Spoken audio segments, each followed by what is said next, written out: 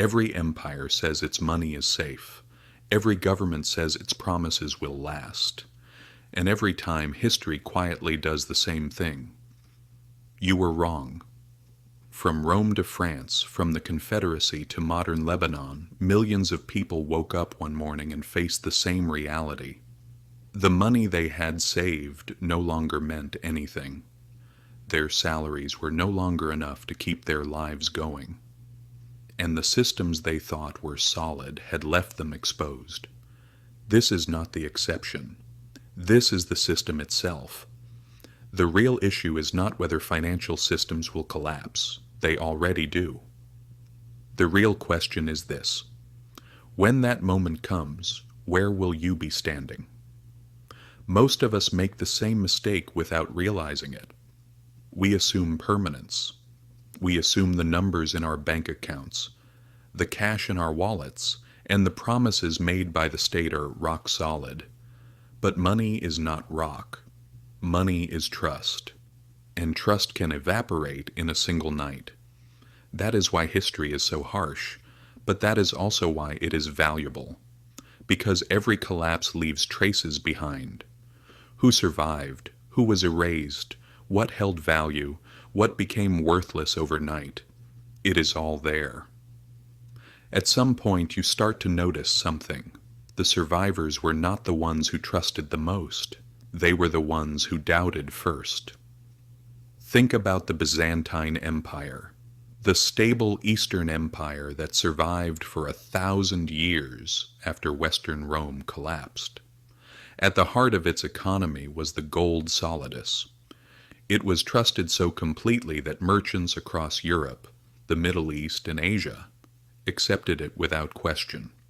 For centuries, it was one of the most reliable currencies in the world. You would think, Rome collapsed after debasing its silver coinage. Surely they learned their lesson. No, they didn't. Centuries later, they made the same mistake. This time with gold. They slightly reduced its purity. They thinned it out. They mixed in cheaper metals. At first, no one noticed. Then something broke. Trust. The coin that once held Mediterranean trade together suddenly became a political story. It no longer carried value. It carried a narrative. And the economy stumbled with it. So who didn't suffer? Not those who trusted the state. Certainly not those clinging to paper promises. Those who quietly held gold, bought land, and stored value where the empire couldn't reach, survived. Everyone else watched their money dissolve in front of their eyes. The lesson here is not new. States cannot resist the temptation to dilute their money. And when they do, real value flees to places they cannot multiply. But not every collapse comes from bad policy. Sometimes an external shock flips everything upside down. In the mid-14th century, Europe was hit by the Black Death. Nearly half the population died. Cities emptied, villages disappeared, trade stopped. But here's the strange part. This was not just destruction. When people died, labor became valuable. Survivors could demand higher wages. Land and food became abundant relative to people. Those with money, goods, or simply the ability to work suddenly gained leverage. Land that once cost fortunes sold for almost nothing. Homes stood empty. For survivors, it was a buyer's market. If this feels familiar, that's normal. During COVID, we lived through a modern version of it. Supply chains broke. Governments printed trillions. Those with liquidity accumulated assets. Those living paycheck to paycheck were squeezed even harder. In the United States, housing prices soared, while millions struggled to pay rent. The rule didn't change. Pandemics redistribute wealth, always. And it's not just pandemics. Banks fall too. Florence was once Europe's financial capital. There were banks considered too big to fail. Then the king stopped paying his debts, and they all collapsed. Deposits vanished. Trade froze. People learned a hard lesson. Size is not safety. Reputation will not save you.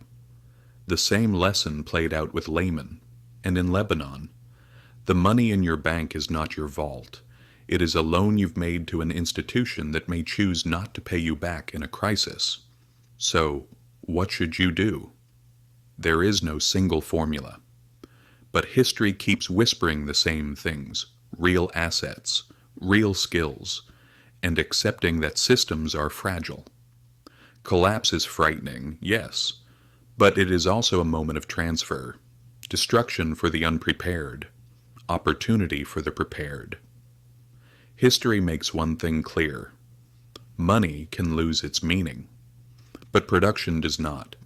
People will always need to eat.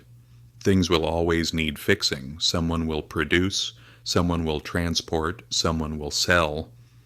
And those who can do that rarely stay poor for long. That is the real protection.